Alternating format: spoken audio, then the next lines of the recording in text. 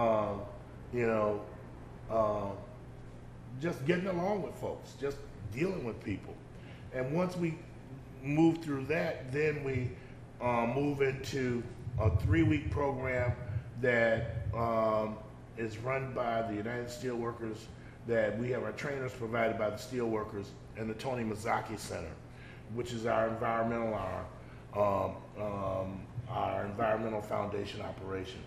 And we do, the first week is a 30-hour OSHA construction training course where they go through just a whole host of construction safety, and and at the completion of that week, they will receive an OSHA 30-hour construction card. That training in itself, per individual, is worth, we've calculated somewhere in the neighborhood of about $8,000 to an individual that it would take off an employer, because when you look at construction and demolition training, those are that's training that you have to have. And if we do that kind of training and they have that certification up front, then that takes a huge cost off an employer, makes them much more employable. The second week is a 40-hour HAZWOPER training program, hazardous waste operations and emergency response. Teaches them about chemical hazards, biochemical and biological hazards. That comes with a federal OSHA, a federal certification card, a federal card as well. And that has, again, about a $9,000 value per employee, per worker or participant. The third week is done, we do 24 hours of mold remediation, and then we do 8 hours of green chemistry, green community, carbon footprint training, and then we do another 8-hour weatherization and energy auditing training. The last week doesn't come with a federal certification because there are no federal standards, consistent federal standards for that, but it does come with a certificate that they participated and successfully completed the training. In the near term, we expect that there will be some federal standards developed that we will be able to provide them with federal certification as well. That's what happened with the first group. We're going to do that with the second group. But out of those two groups, the first group we started with 23, and we had 16 who successfully completed the program. The group 2, we started with on Monday we started with 42, and we're down to 33 as of this morning, as of this at 5 o'clock this evening. We will take the best of those two groups, and we will at the conclusion in 3 weeks, and we will combine that group and reduce it down to a group of about 25, between 20 and 25 individuals that we think are prepared and have the motivation to go to the next level. And we will send them through 2 weeks of geothermal design and installation that will be taught by the Honeywell Corporation. And then subsequent to that, we'll send them through another 2 weeks of more intense weatherization and energy auditing training. Out of that group, we have commitments for employment for the top 9 to go to work with a geothermal company, geothermal installation company.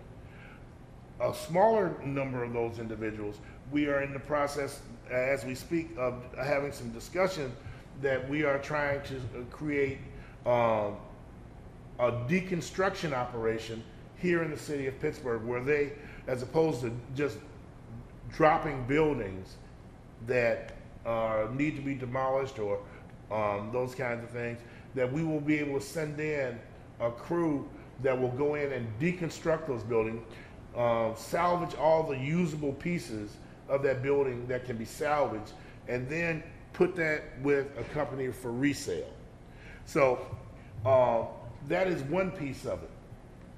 An additional piece, we've been having discussions with the building trades that have the math and reading and all of the skills and requirements that the building trades need so they can successfully enter and complete an apprenticeship program. We'll send folks to the trade, to all of these folks that have been drug tested.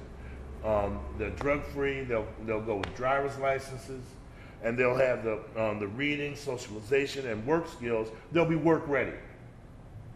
So that's briefly what we're trying to do with our green project. Yeah, let's do a couple more questions, and then we'll just finish up on some housekeeping. Is that still rocking? Yes. All right, whatever. I guess I'm coming here kind of with an open heart, trying to feel out where this whole program is kind of going, and I guess that's kind of where we're going to step into next and kind of lay out what maybe this specific program might hold. But one of the things that I'm here kind of really concerned about personally, and something that I have a very strong vested interest in this whole movement really taking shape strongly and really on a practical level making this thing work. But one thing that I've been up against, and I think that we all have our own experiences of this, is specifically what real mechanisms do we have to maintain accountability in these, as we go forward with these like public-private, nonprofit partnerships? Because, I mean, especially the way that things are now, I mean, with this recession or whatever you want to call it, it's manufactured recession, in my opinion. But how do we really ensure that this doesn't just become another, just bottom line, a way to make money? As we got to that point about why did Mesa come here? And I understand that we were in, it was it was a big deal for us in Pennsylvania to get that contract for them to come here to this state, because we were up against some other pretty stiff competition for other states, and Ed Rendell did do a great job in courting this company to come here. But bottom line is, yeah, they're trying to make money. And every boom and bust cycle that we've seen come through Pittsburgh, from coal to railroads to steel, all this stuff, really has enabled this, this greater divide between people who have whatever they want and people who have nothing. And how do we really ensure that the responsibilities that we put these people in positions to develop all of these relationships within government and within the private sector, how do we really ensure that they actually do what they say they're going to do? I'll talk to, if I can talk to just a fast piece of that in terms of procedurally. That's one of the key issues we're going to be covering around sort of the definition of equity and how you measure that. I think the short answer is you start applying the triple bottom line as opposed to the simple bottom line. But there are not clear measurables for a lot of this yet, and that's one of the things that we're definitely going to be looking at. My biggest problem, I think, is that the whole unit of measure. I mean, what does it matter how we're measuring it if we're using these totally inaccurate measurements? I mean, what kind of qualitative standards are we really looking to uphold? What kind of principles are we going to adhere to? And that's something that we need to look at, state level, federal level leadership to kind of see what the grander vision is, the 30-foot.